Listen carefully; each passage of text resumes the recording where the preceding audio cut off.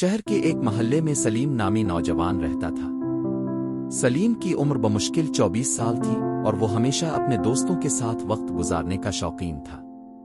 زندگی میں اس کا مقصد بس ایک ہی تھا، وقت گزارنا اور دوستوں کے ساتھ محفل سجانا۔ اس کے والد نے بڑی محنت سے ایک چھوٹا کاروبار کھڑا کیا تھا اور چاہتے تھے کہ سلیم بھی کاروبار میں ان کا ہاتھ بٹائے، لیکن سلیم کو یہ سب فضول لگتا تھا۔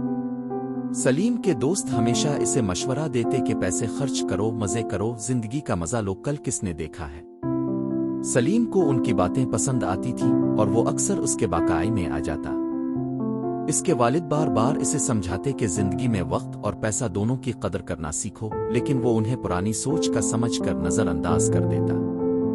ایک دن سلیم کے والد کو اچانک دل کا دورہ پڑا، جس کے بعد وہ بستر سے نہیں اٹھ سکے۔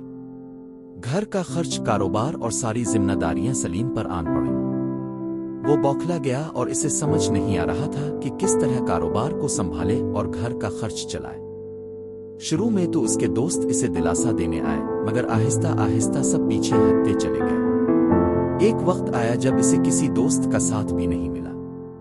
اس کی ماں نے ایک دن سلیم سے کہا، بیٹا، زندگی میں محنت اور وقت کی قدر نہ کرو گے تو زندگی تمہیں اس کی قدر کروانا سکھا دے گی۔ یہ بات سن کر سلیم کو والد کی کہی ہوئی باتیں یاد آئیں اور اس کا دل بیٹھ گیا۔ اس نے خود سے وعدہ کیا کہ وہ زندگی کی ذمہ داریوں کو سنجیدگی سے لے گا اور والد کی محنت کو برباد نہیں ہونے دے گا۔ سلیم نے اپنے والد کے کاروبار کو سنبھالنا شروع کیا۔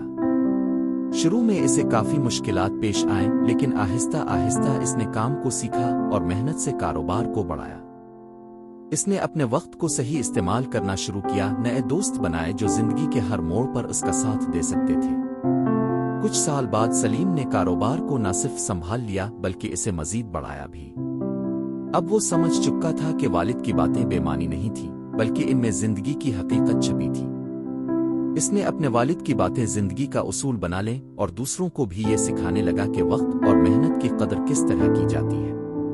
سبق: کہانی ہمیں یہ سبق دیتی ہے کہ دوستوں کی باتوں میں آ کر زندگی کو آسان سمجھنا ٹھیک نہیں۔ وقت اور محنت کی قدر کرنا ہی اصل کامیابی کا راستہ ہے۔